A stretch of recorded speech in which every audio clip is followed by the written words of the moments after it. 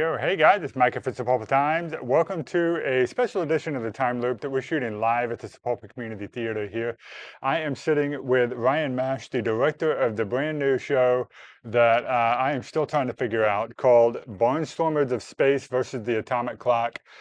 This is something else, guys. Okay, so I've been involved with the theater on the board for a number of years now. I've seen a lot of shows come through here at this point, and we have never had a show like Barnstormers of Space versus Yeah. the Atomic Clock.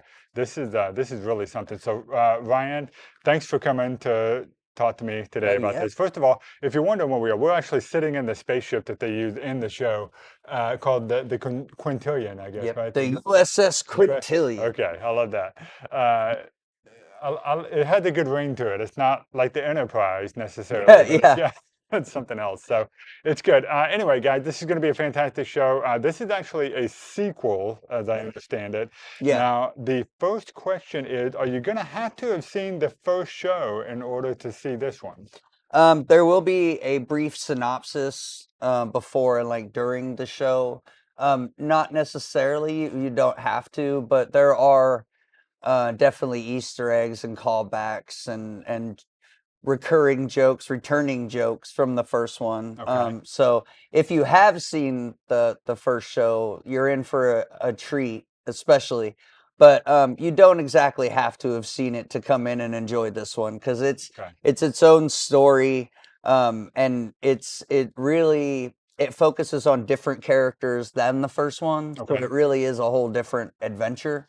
And I'm really proud of everything that they've been doing so far. The greatest thing about this show and the first one is that it's all literally homegrown. Like it's all written by my good friend Ron Hackney, and he built this spaceship. He built like pretty much everything you see on set that looks scientific or sci-fi, whatever. Like he handcrafted and built himself.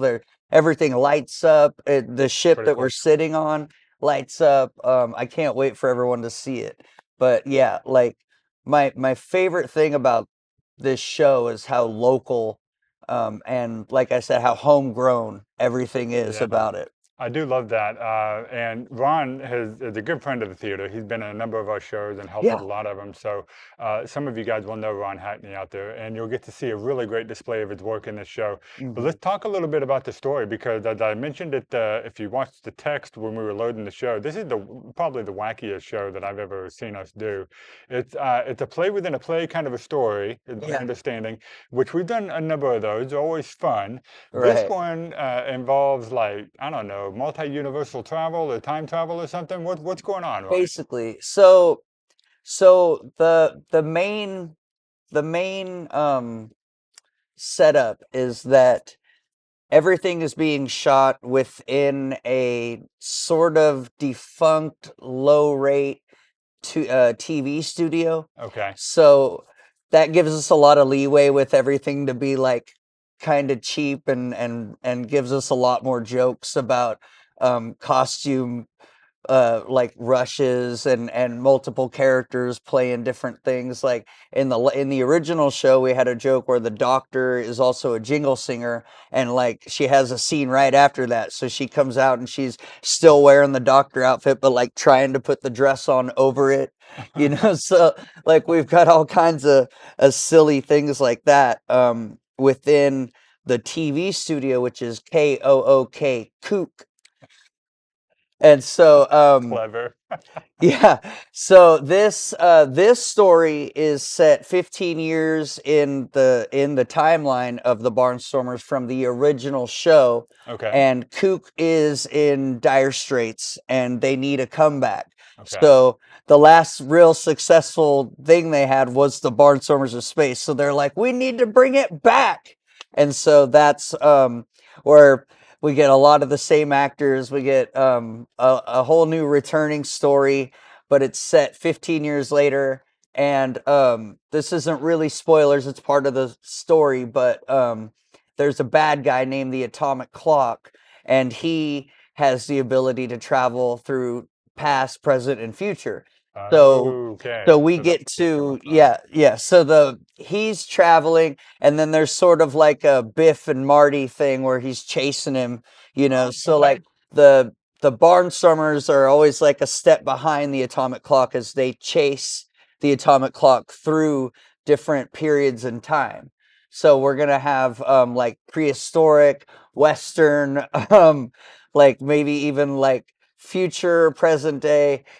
Sky's the limit once you involve time travel. Yeah, that is the beauty of multi-universal and time travel. You can Yeah, just take it anywhere, and everybody will be like, "Okay, yeah, that makes sense. Time travel." yeah, yeah, Okay, so this sounds like a fantastic story already. I really love that it's both like a sci-fi, but it's also being tied into like the real world problems yeah, of a defunct TV studio yeah. that needs to find its ratings again. And the original was set like in the 50s. So this one, being 15 years later, is set at about 1967. Okay. So we get to play with that timeline and that period as well. Well, that Yeah. actually makes a lot of sense for some of the props and stuff that you see here, because it looks straight out of like a sci-fi, like a 60s Star Trek episode or Yeah. something. Yeah. Yeah, it's very yeah, especially since everything is being brought back. Like the original show was in the 50s, so it really keeps that vibe and that feel as Hmm. we come into the end of the 60s going towards the 70s and like the disco era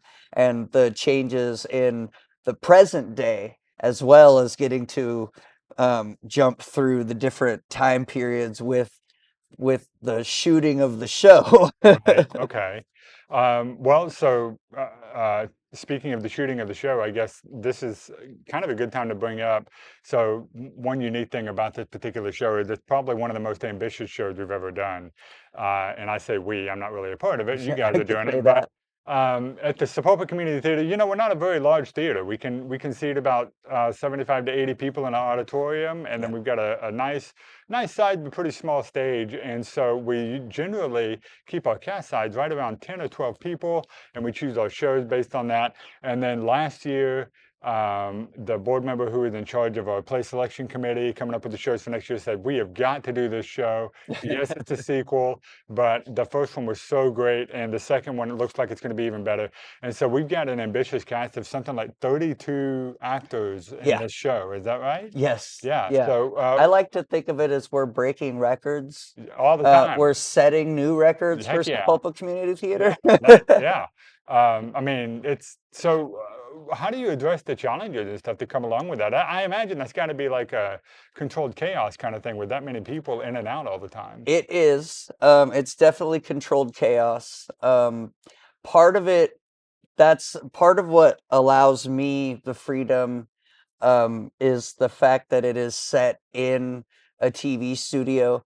So Okay. like not everything has to be perfect like it would in a normal play.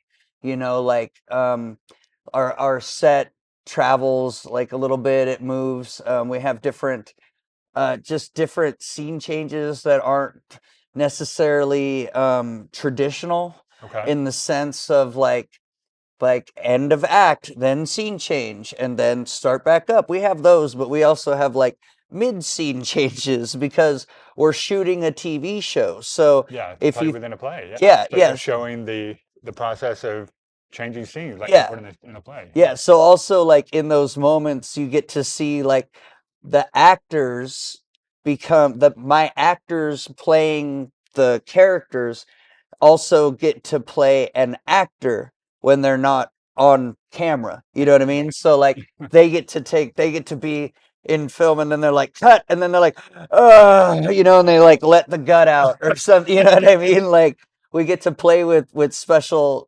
moments like that. And what what makes it so fun is like I was saying, not everything has to be perfect. And the chaos is definitely controlled, but it's distributed. through- Controlled distributed yeah, chaos. That's a good yeah, one. it's Okay. distributed evenly, I would say. And I mean, even so, I will say the first time that I saw, I think it was like maybe like one of the last auditions you did or the first read through or something where I walked in here because I had to take something to the tech room. And Ryan, who is is sitting here with a much calmer demeanor than he had at the time. I remember you sitting on the stage and you were doing some voice and you were just, it was so wacky. And I was just like, and everybody over here is like chattering or laughing and they're all obviously having a really great time. And, but at the same time, I was wondering, oh my gosh, what did we get ourselves into? And now, as we've gotten closer to this thing, I am so excited to see this show, even having not seen the first one. Okay, so I'm going to be right there with you guys that didn't get to see the first Barnstormers. Watching the second one is going to be really exciting. So I'm going to pull up the graphic. We've got our dates and times is coming out on August the 28th and through the 30th, and then the first week of September, first weekend of September, September 3rd through the 6th. That Thursday, Friday, Saturday, Sunday of that. Tickets are available now at sapulpatheater.org. You can get them. They're $15 for adults or $5 for students pre-K through 18. Yeah. And yeah, so it looks like it's going to be a good time. We're just a couple of weeks away from opening up now. And I know you guys are going to get, you're going to start seeing a lot about this show. I think they're slated to go on News on 6 here a little while later. And then we're, of course, going to be doing a lot of marketing with this. So Yeah. is this your first show with the theater, Ryan? This is my first show with Sapulpa. I was almost in the last show, Okay. and then there were none. I got Which to was a come. great one. Yeah, that was an amazing show, directed by my great friend Jeremy Garrett. Yeah. Um, Who you'll see in this show. he's also in this show. I had to drop out of that due to family problems, but Okay. that would have been my first show. So this is my first official show here in Sapulpa, and I'm so excited to finally come and join because I've been coming here to see my friends Jeremy and Ron and Jessica and Jim and Michelle, and I know so many people have come to watch perform on this stage, and I'm excited to finally come and be a part of it. So Yep. hopefully I get to be on a picture on one of those walls back there someday. Yeah, that'd be great. We're gonna add you to the hallway for sure. Yeah. I mean, this show looks like it'll be the one to do it for sure. So Yeah. anyway, guys, thanks for tuning into the Time Loop Live here. Be sure to go get your tickets now at sapulpatheater.org. Looking forward to seeing you guys right here at the Sapulpa Community Theater for the Barnstormers of Space versus the Atomic Clock. It's going to be a great show. It's going to be exciting, probably unlike anything we've ever done before, anything you've ever seen before. So looking forward to seeing you guys in a couple of weeks. Go get your tickets now while you can. And this robot right here is named Bruce. Bruce, okay. Binary replicant utilizing cosmic energy. And I will say now, be on the lookout for Bruce around Sapulpa because he may be making some appearances. Really? Okay. Okay. That's good to know. But Ryan, thanks so much for being here, man. Thank you so much for having me. Great to meet you. Yeah. Yeah, great to have you on the show, guys. Go get your tickets now where you can, sapulpatheater.org. Please. And we'll see you guys at the next episode of The Time Loop. Have a great Thursday, everybody. Bye-bye. Bye.